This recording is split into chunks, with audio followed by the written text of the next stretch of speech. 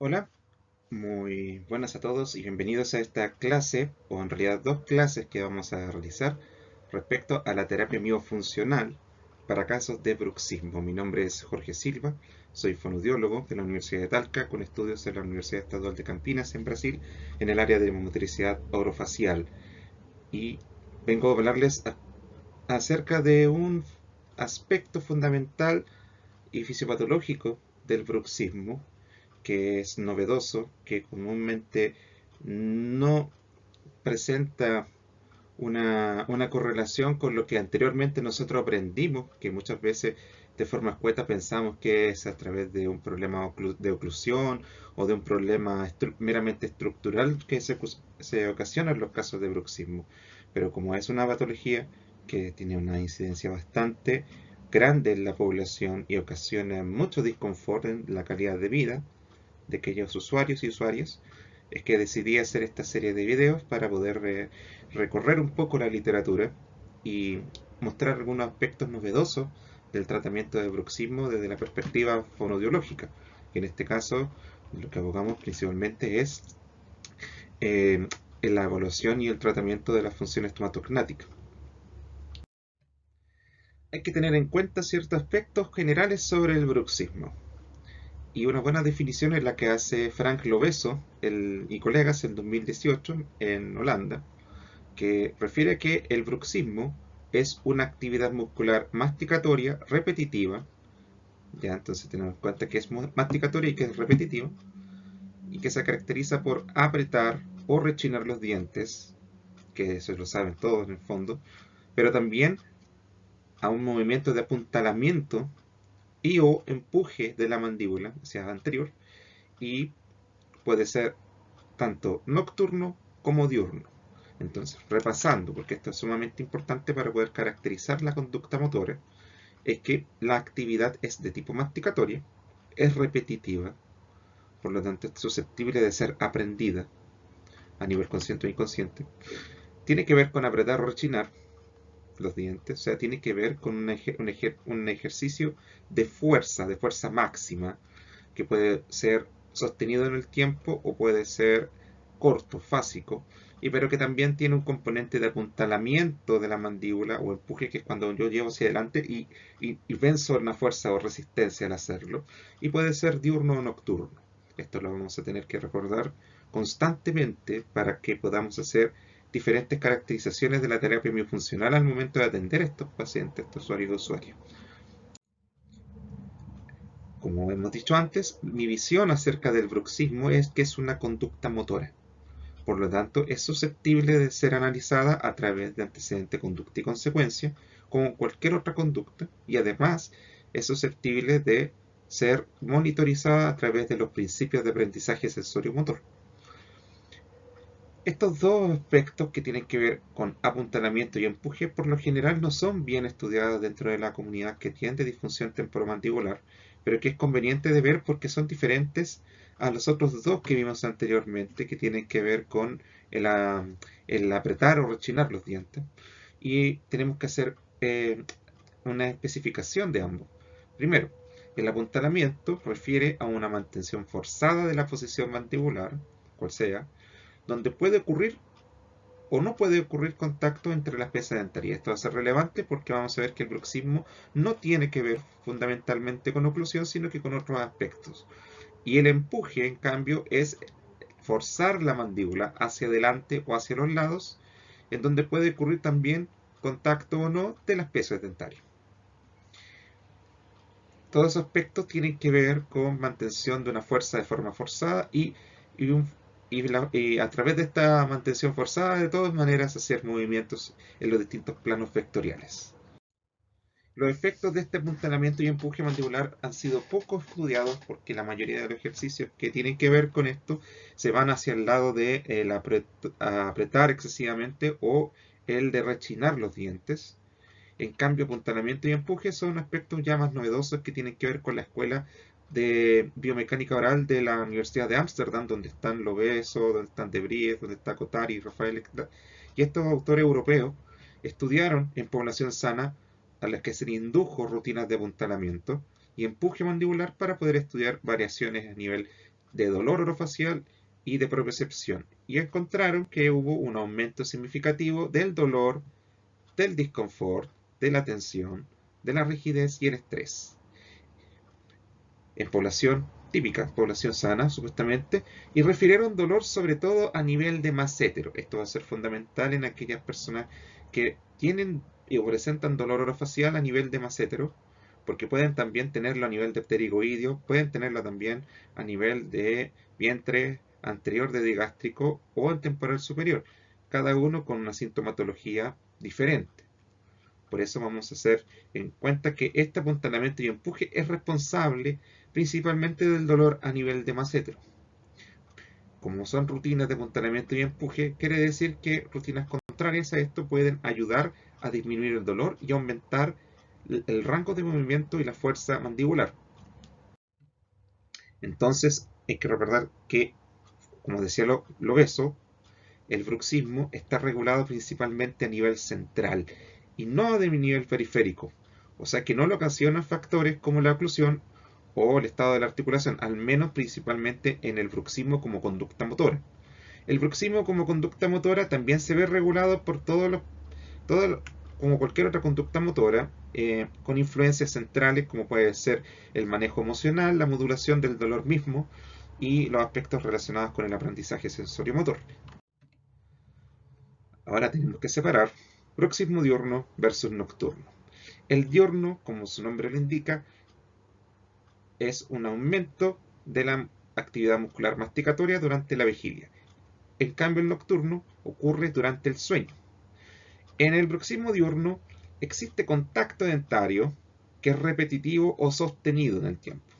En cambio, en el nocturno puede ser eminentemente rítmico, fásico, o sea, yo contraigo a través de ciclos, o puede ser no rítmico o tónico, donde el contacto es permanente durante largos periodos de tiempo. En el bruxismo diurno puede ocurrir desplazamiento mandibular, como ya vimos antes, estas características que tienen que ver con el apuntalamiento y el empuje mandibular forzado. En cambio, en la actividad masticatoria durante el sueño no se considera de por sí un trastorno de movimiento o del sueño, sino que es una conducta motora que induce un riesgo, que en este caso va a ser el riesgo de disfunción temporomandibular. En algunas personas puede ocurrir más que en otras.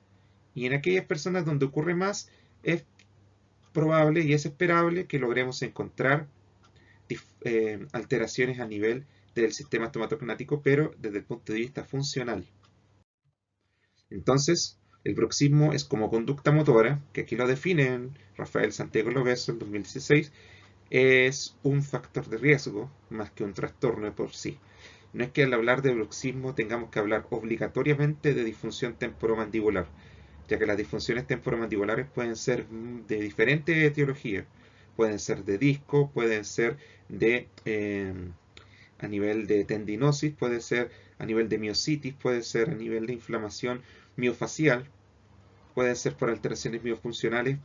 En sí es una amplia gama de circunstancias clínicas, síndromes que pueden estar relacionándose unos con otros o pueden acudir de forma aislada. Por eso mismo también el bruxismo puede asociarse a apnea obstructiva del sueño, como a serostomía, sin necesariamente relacionarse entre sí. En el caso de la serostomía, que es la disminución de la frecuencia del contenido de saliva dentro de la boca, tiene que ver fundamentalmente con la disminución de la amplitud de movimiento y de la cantidad de masticación que nosotros realizamos de forma espontánea. Ya veremos más adelante que este aspecto neuromuscular se va a encontrar afectado porque también se inducen cambios en la modulación central de la masticación y en la activación de ciertos reflejos troncales relacionados con la masticación también. Las alteraciones funcionales que se encuentran en el bruxismo son muchas. Para poder hacer una buena evaluación del bruxismo, y lo que nosotros vamos a centrarnos sin embargo es en intervención, debemos colectar la mayor parte de la actividad muscular masticatoria. Esta actividad muscular masticatoria debe verse en alimentos, debe verse con ciertas consistencias, ver la cantidad de cosas durante el día, la conducta motora con antecedente, conducta y consecuencia, entre otras cosas. Tenemos que, por tanto, evaluarlos como un continuo conductual. Esta posición eh, conductista ayuda a que los resultados podamos comprobarlos de forma empírica, puesto que es importante poder recabar evidencia científica de nuestro trabajo, ya que los estudios que existen para poder validar este tipo de ejercicios son nuevos y prometedores, pero aún necesitan refinarse desde el punto de vista metodológico. Y mientras tanto, tenemos que recordar que además de ser un aspecto conductual, que las estructuras que reciben esta continua cantidad de esfuerzo y de impacto a nivel histológico tienen un grado de tolerancia a la fuerza ejercida sobre ellas que en algún momento se va a vencer. Y cuando se vencen ocurren procesos como el de estrés, el dolor, la rigidez, que pueden acrecentar o manifestar entonces una disfunción temporomandibular. Es entonces, según Bichotto González y sus colaboradores del libro que lanzaron en el 2005 de abordaje interdisciplinario de la disfunción temporomandibular, cuando estas estructuras colapsan a nivel muscular, se pueden presentar asimetrías, desvíos de los movimientos mandibulares y además de los movimientos articulares, así como también para funciones, como puede ser, por ejemplo, el morderse los labios, el morderse la lengua, entre otros tipos de parafunciones, que Valentino y colegas en 2019 ejemplifican bastante bien y que nosotros vamos a revisar en el otro video, mejor dicho. La activación muscular de la mandíbula no es aislada porque también involucra cuello, específicamente el esternocleidomastoideo y el trapecio. Indiferentemente, por ejemplo, en el caso del bruxismo nocturno, va a ser indiferentemente de la fase de sueño. O sea, no quiere decir que las personas que bruxan más van a tener más dolor. Puede ocurrir que bruxen un poco y aún así van a presentar dolor orofacial. Por eso hay que tener en cuenta que hay algunas cosas que no obedecen a una lógica ¿cómo se llama? De sumación, sino que tiene que ver con un aspecto de representación de la fuerza a nivel espacial y también desde el punto de vista del aprendizaje motor. El dolor puede no ser proporcional al nivel de estrés, como dijimos antes. La intensidad del dolor orofacial no se relaciona con la intensidad del bruxismo nocturno. Aquí vemos de nuevo a Rafael, que es un autor importante en el tema. El nivel de injuria o de daño tisular, por lo general, es bajo en pacientes con dolor crónico. Apenas basta un poco de injuria y ya vamos a tener dolor agudo o dolor crónico, dependiendo de la situación. Tenemos que ver entonces que el sobreuso es la conducta que nosotros debemos modificar y que las consecuencias de esa conducta motora son las que nosotros tenemos que tratar a través de la terapia miofuncional. En el fondo, lo que nosotros estamos haciendo, aunque guardando las proporciones, es un tipo de neurorehabilitación. Porque lo que nosotros estamos tratando es con estructuras orofaciales que están involucradas en una situación clínica fisiopatológica que tiene que ver con la modulación central del dolor y de la tensión muscular, que no es el mismo tipo de modulación que ocurre en otros músculos del cuerpo, puesto que nuestra estructura orofacial va a tener componentes trigeminales, faciales, glosofaringio, accesorio espinal y entre otros tipos de sensaciones que van a ser transmitidas por los pares craneales, por lo que yo recomiendo que cualquier persona que se dedique a la motricidad orofacial debe conocer al menos mínimamente la estructura derivada de los arcos braquiales en este caso, y también de los pares craneales y los subtipos de información que llevan, el tipo de velocidad, el tipo de receptores y los sitios cerebrales donde ocurre su modulación e interacción con otros tipos de aprendizaje. Va a ser muy relevante a la hora de consultar esto, porque ahora vamos a ver aspectos generales de la terapia miofuncional en bruxismo. Lo primero es que hay que reconocer que existen músculos que van a estar más afectados, que vendrían siendo la porción anterior del massétero que se encarga de esta fuerza explosiva que nosotros utilizamos al masticar, y el temporal superior, que se encarga principalmente de dos cosas que son fundamentales: el control mandibular en el espacio y la modulación de la respuesta motora. Si nosotros tenemos un temporal superior que no está bien en el punto de vista de poder cumplir con su trabajo, vamos a tener peor representación de la mandíbula y de sus movimientos a nivel vectorial en el espacio. Y también vamos a tener una peor respuesta modulada de la conducta motora en este caso, por lo que el peso de esta falta de modulación se la van a llevar otras estructuras como el massetero, el pterigoideo medial o el pterigoideo lateral, etc. Por lo tanto, hay que tener en cuenta todos los aspectos relacionados con lo neuromotor. De partida, el massetero, que se encarga, entre comillas, de esta fuerza bruta, también tiene una alta capacidad de coordinación, por lo que yo debo deducir que al tener una alta capacidad de coordinación también es susceptible de aprender muchas rutinas motoras de forma relacional, o sea, de forma instantánea, mientras que la activación va a ser diferente en ambos. ¿Por qué? Porque en el temporal superior, sea de la izquierda o de la derecha, se activan de forma similar para poder realizar su trabajo, mientras que en el massetero un lado va a activarse más que el otro, porque un lado va a ejercer la fuerza y otro también va a ayudar en la modulación. Esto va a depender principalmente de la lateralidad del paciente. Por lo general se relaciona que el lado que utiliza más al masticar es el lado preferente al escribir, que en este caso vendría siendo, en el caso de las personas diestras, el massetero derecho; en el caso de las personas zurdas, principalmente el lado izquierdo, con una leve simetría en algunos casos. Bien. A veces chocamos con un poco de la terapia miofuncional porque se establece que nosotros tenemos que comer de igual a igual, lado por lado, pero eso no es así. Nosotros comemos más de un lado por otro y tiene una justificación fisiológica, pero eso no quiere decir que nosotros debamos exclusivamente comer por un lado, ya que va a ser impactante negativamente hablando a nivel de las estructuras orofaciales que nosotros tenemos que ver ahora para poder tratar bruxismo. ¿Bien? Entonces, massetero ipsilateral va a llevar 2 veces más actividad muscular y va a avanzar gradualmente en fuerza hasta llegar a un pic muy grande para luego decaer rápidamente. En cambio, el massetero contralateral se va a activar antes que el ipsilateral para poder controlarlo, con una menor actividad eléctrica para luego decaer de forma lenta. Tiene actividad principalmente de tipo tónica, en cambio la otra tiene de tipo fásica. ¿Bien? Entonces, si hablamos de bruxismo, sobre todo de dolor masseterino en el lado preferente, vamos a tener que ver que existen contracciones de tipo fásica.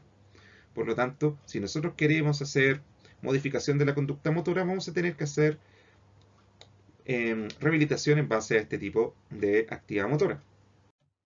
Los resultados de las investigaciones revelan que existe reducción significativa a nivel estadístico del reposo de la actividad tónica del massetero, pero no en los músculos de la masticación. Quiere decir que si yo hago terapia miofuncional, va a haber una reducción del tono basal de la actividad tónica del massetero, que es principal en estos casos, pero el resto de los músculos no va a tener mucha injerencia, lo cual prueba que el aprendizaje motor va a ocurrir principalmente con movimientos que dependen fundamentalmente de la aplicación de fuerzas. Esto es fundamental también recordarlo, sobre todo porque existe en neurorehabilitación ciertos axiomas que nosotros vemos, por ejemplo, la intensidad de tratamiento, la repetición, el famoso úsalo o piérdelo, que ya está modificado, úsalo un poco más y tal vez no se pierda, entre comillas, de lo que tiene que ver con la neuroplasticidad y el aprendizaje motor. Por lo tanto, tenemos que recordar qué estructuras son las que se llevan más carga y las que llevan mayor efecto a niveles terapéuticos. La reducción de la actividad muscular post-terapia miofuncional, quiere decir cómo se reduce esta cantidad de tensión, estrés, rigidez, etc., luego de la terapia miofuncional, es significativa para el temporal superior. Y esto es fundamental recordarlo, porque el temporal superior, como vimos anteriormente, es quien se encarga de la modulación de la fuerza masticatoria, entre comillas. Y también el vientre anterior del digástrico, que sabemos que es un músculo suprayoideo, pero que está inervado por el nervio trigémino, y que también tiene que ver fundamentalmente con esta especie de modulación de fuerza en el espacio, pero a otro nivel, que tiene que ver con lo vertical, en este caso, y en la mantención del tono basal del piso de la boca, junto con el resto de estructuras que van a ir jugando con esta actividad motora. Va a haber mayor simetría en la activación bilateral, lo que quiere decir es que en las personas que tienen un exceso de uso de un solo lado, esta disimetría va a equilibrarse, por lo que va a ocurrir una mayor simetría en la activación bilateral y se va a restablecer este patrón neuromuscular que hemos visto anteriormente, que debe ser en este caso. También va a reducir la cantidad de veces que la persona bruxa, lo cual también tiene un efecto inmediato y a largo plazo también en la mantención del dolor orofacial. Bien, Melis, Digiosa y Zawawi, el año 2019, realizan una revisión sistemática de la terapia miofuncional para disfunción temporomandibular. O sea, estamos hablando ya de un aspecto ya más global. Mulet, dentro de los criterios de inclusión, se lograron mantener ciertos estudios, y uno de ellos es de Mulet y colegas del año 2007, que habla acerca de ejercicios de lengua, cuello, hombros y mandíbula. Además que se le sumó un programa de autocuidado. Se les instó a mantener la posición de reposo de lengua mientras se respira con tipo abdominal, o sea, yo mantengo la lengua en el paladar mientras respiro utilizando el abdomen. Se realizó corrección postural de problemas escapulares, que es recomendable que lo hagan kinesiólogos. Se utilizó manos detrás de la cabeza y llevar hacia adelante para poder estirar los músculos cervicales. Quiere decir que nosotros al instruirnos en esta terapia muy funcional no debemos olvidar también las estructuras como el cuello y el el cinturón escapular. También ascenden la cabeza y hacen esto también para mantener hacia atrás y desentender las vértebras cervicales. Se inició también control de rotación del ATM, abriendo y cerrando la boca con la lengua contra el paladar.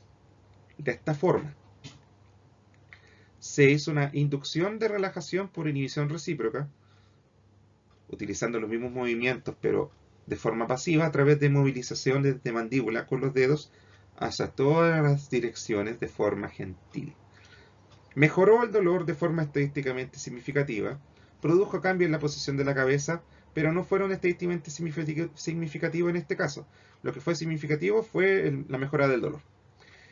El grupo que también recibió solamente este programa de autocuidado también tuvo buenos resultados, por lo que yo puedo inferir respecto a esto y también es fundamental en cualquier caso de tratamiento de dolor que existe una mejora en la modulación del dolor cuando se entrena a los pacientes a poder manejar el autocuidado a través de técnicas de modificación de la conducta y también dentro del punto de vista de las terapias contextuales de tercera generación cognitivo-conductuales, como puede ser la terapia de aceptación y compromiso o la terapia dialéctica conductual, que es conveniente que nosotros tratemos con una psicóloga o psicólogo que sea experto en terapia cognitivo-conductual de corte contextual, porque esto puede ayudar al complementar la terapia y lograr una reducción significativa del dolor, que es lo que más queremos, y también de la conducta de bruxismo para evitar el desgaste de las piezas dentarias.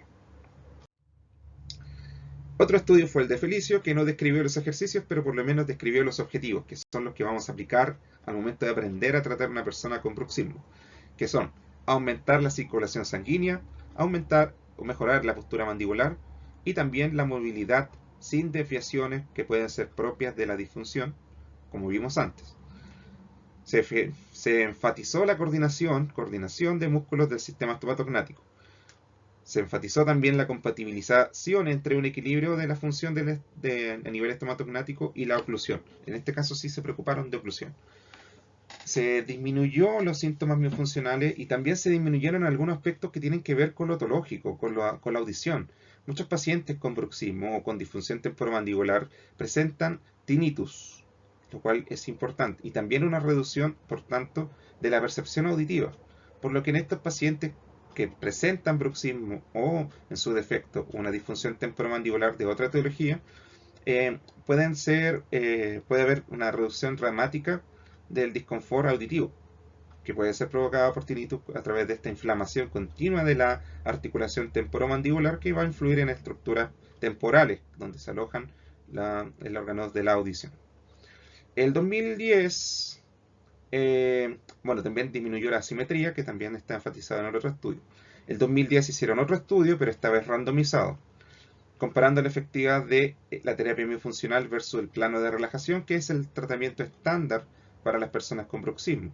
Hubieron mejores resultados con las personas que tuvieron terapia miofuncional versus el plano, en los aspectos del dolor, de la función estomatognática y cefaleal. Siempre la especificidad de la terapia es lo que va a marcar la mejora. En la gran mayoría de los casos donde ocurre evidencia positiva, esta transferencia es bastante limitada en otro aspecto. Si yo trabajo función estomatognática, espero que hayan resultados buenos en función estomatognática.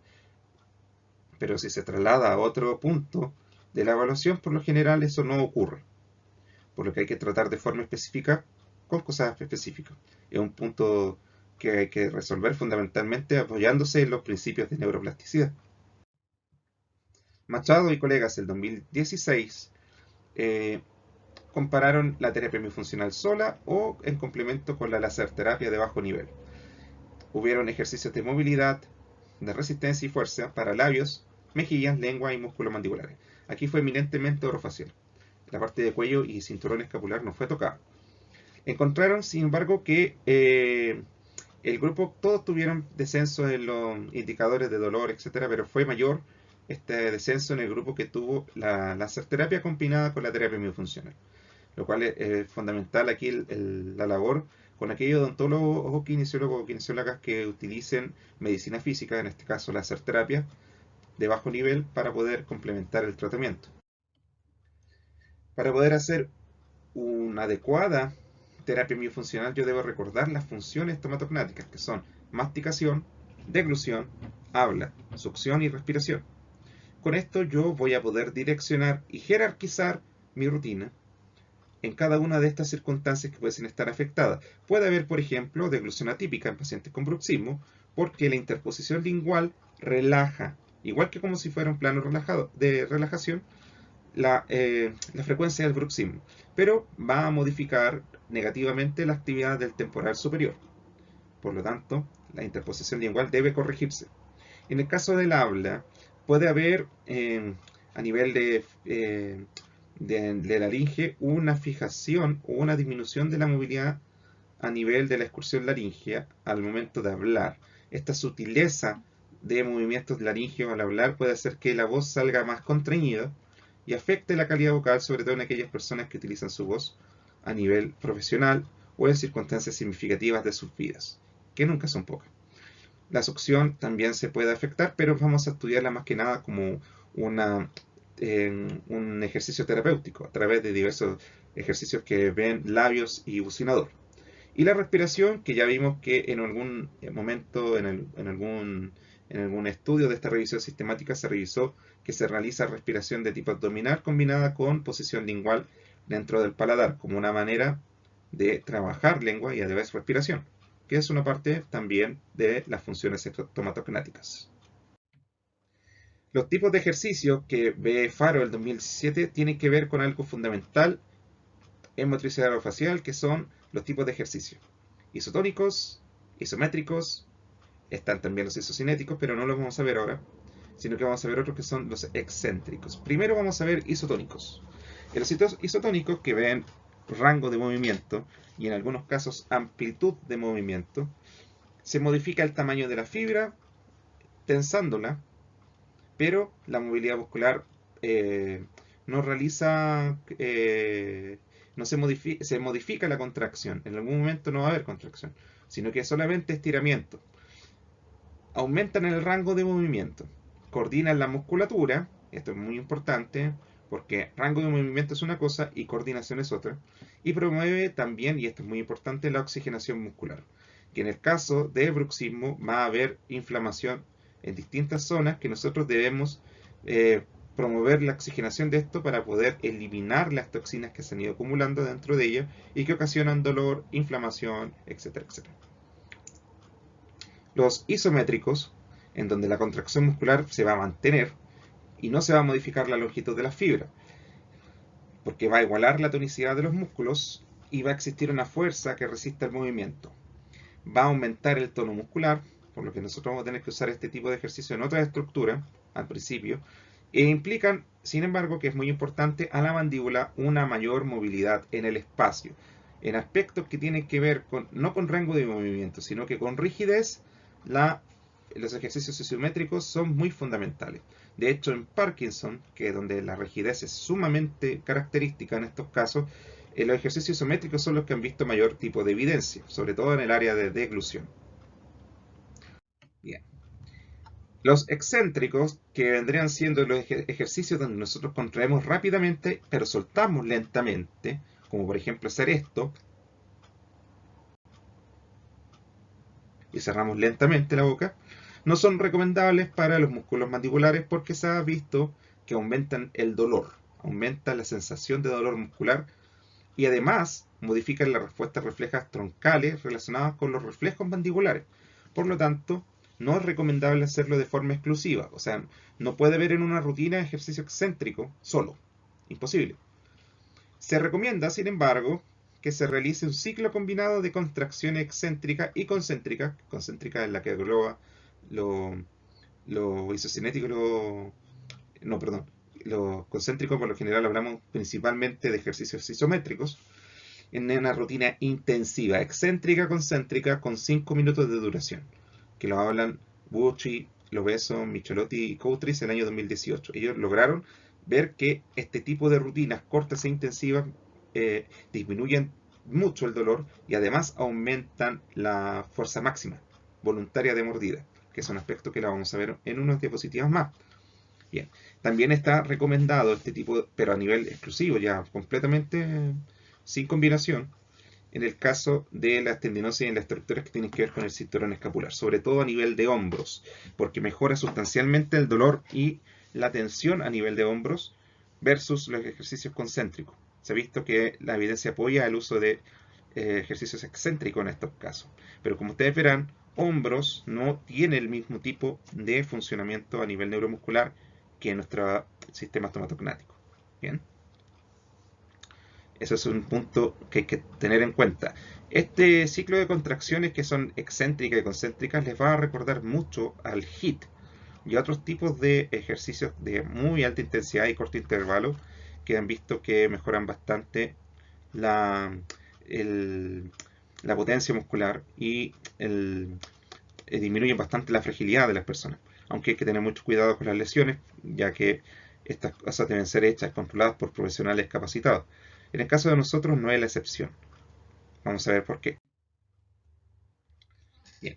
Todo esto tiene pasos. Biasotto y González lo explican teniendo en cuenta que existen fases de este aprendizaje que nosotros vamos a realizar en motricidad facial o en terapia miofuncional.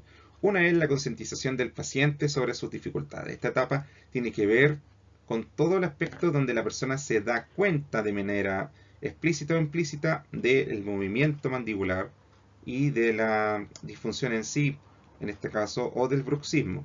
La idea es volver consciente lo inconsciente a nivel del mal hábito, a nivel de la conducta que nosotros queremos cambiar, y volver inconsciente el movimiento motor consciente que nosotros queremos que aprenda, como parte del principio de aprendizaje motor o sensorio motor. En esto tiene que ver mucho la influencia de las terapias conductuales en la modulación del dolor orofacial, puesto que en aquellos puntos o estudios donde utilizan conductas de autocuidado que mejoran esta modulación del dolor, tiene que ver con este trabajo conductual.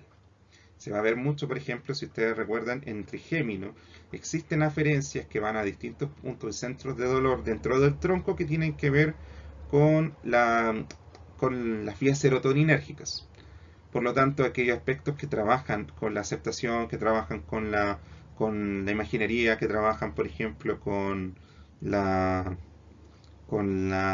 compasión, con dar gracias, este tipo de ejercicios contextualistas, mindfulness, etc., tienen que ver con esto, porque se utilizan en dolor crónico. De hecho, la terapia de aceptación y compromiso, si bien no es el dolor crónico que estamos buscando, sino que a nivel general es donde mayor evidencia tiene en dolor crónico. Entonces, es bueno tener dentro del staff, del equipo de disfuncionalistas, un psicólogo o psicóloga especialista en este tipo de casos. Los otros vienen siendo ejercicios de relajación que ayudan en la percepción del propio cuerpo, en el aumento del flujo sanguíneo y en la disminución de la tensión muscular. Esto va a influenciar la representación del movimiento mandibular en el espacio, vía temporal superior, que tenemos que recordarlo también, como vimos antes en el estudio de Pechino y Kirkánides. Los automasajes y la aplicación de calor, que deben ser por 20 minutos el calor primero y después ejercicios de isotónicos para poder realizar un aumento del rango de movimiento. Los ejercicios de apertura y cierre bucal se deben hacer mantenidos antes de que ocurra el desvío mandibular. Por lo tanto, no se va a lograr la máxima apertura mandibular porque nosotros no buscamos que el disco se traslade, o sea, perdón, que, que, que se luxe en el fondo, que no salga de la posición, y esto se realiza eh, de manera controlada, paulatina, ya vamos a ver más adelante. Sin embargo, también existen ejercicios de lateralización y de anteriorización para trabajar también la musculatura pterigoidea, lateral y medial. ¿Por qué? Porque en muchos casos de bruxismo existe desvío mandibular. Y nosotros queremos solucionar eso. Y además de esto, tiene que ver fundamentalmente con la posición de la lengua dentro de la boca, por lo que también se trabajan ejercicios linguales. Sobre todo cuando hay casos de rigidez, porque la lengua también se ve influenciada por esta cadena biomecánica de procesos que ocurren a nivel del sistema estomatognático. Bien. Por lo tanto, se enfatizan los movimientos antero-posteriores de lengua de manera corta, rápida y repetitiva. Al hacerlo de manera corta y rápida y repetitiva, estamos utilizando principios de aprendizaje motor o de neuroplasticidad. Y además, al hacerlo de manera corta, nosotros no provocamos mayor cantidad de tensión excesiva en un paciente que puede tener una tensión muy fuerte a nivel no solamente de massétero, sino también de otros tipos de musculaturas que componen el sistema estomatognático. También se hace el ejercicio de 5 minutos de alternancia excéntrico-concéntrico, donde nosotros hacemos mucha fuerza al masticar, y también movimientos excéntricos, donde hacemos mucha fuerza al principio y volvemos a la posición inicial de manera muy lenta. ¿Por qué? Porque esto disminuyó significativamente el dolor y la rigidez, y aumenta la fuerza máxima de mordida, que también en estos casos, a pesar de toda la contracción, se puede encontrar disminuida. Y luego de lograr la disminución del dolor, se trabaja con consistencias blandas de alimentos para poder iniciar movimientos masticatorios verticales y de poca amplitud que a lo largo del tiempo van a ir variando y tomando en cuenta todos los vectores. Por lo tanto, después se van a trabajar movimientos lateralizados. Bien. Y como dijimos anteriormente, se debe vigilar la correlación de una posible interposición lingual que actúe como una especie de plano de relajación para poder enfatizar la propiocepción del paciente y mejorar la función, porque esto inhibe al temporal superior y nosotros necesitamos que el temporal superior trabaje de forma adecuada.